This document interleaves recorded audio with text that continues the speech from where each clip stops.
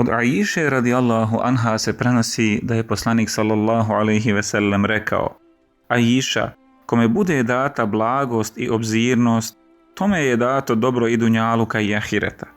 A kome bude uskraćena blagost i obzirnost, tome je uskraćen dio dobra i na dunjaluku i na ahiretu. Od Sejida ibn Musejjiba se prenosi da je vjerovjesnik sallallahu alejhi ve sellem rekao: pokazatelj razuma i trezvenosti nakon imana u Allaha jeste lijepo ophođenje s ljudima i prijatnost s njima. Nikada čovjek nije propao ako se savjetovao s drugima, niti je iko bio sretan ako se oslonio samo na svoje mišljenje.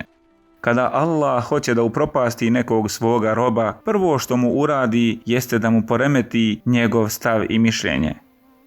Oni koji su činili dobro na dunjaluku, oni će imati dobro i na ahiretu. Oni koji su činili pogano i nevaljalo na dunjaluku, njih čeka isto takvo na ahiretu. Bilježi se od Ebu Hurajre radijallahu anhu da je vjerovjesnik sallallahu alejhi ve sellem rekao: Allah je obziran i voli obzirnost, i za obzirnost i ljubaznost daje što ne daje za osornost. Od Aiše radijallahu anha se bilježi da je vjerovjesnik sallallahu alejhi ve sellem rekao: kada Allah hoće dobro nekome i njegovoj porodici, onda među njih spusti razumijevanje i blagost. Kada bi razumijevanje i obzirnost bilo stvorenje, niko ne bi vidio ništa ljepše od toga. Kada bi osornost i grubost bilo stvorenje, ljudi ne bi vidjeli ništa ružnije i odvratnije od toga.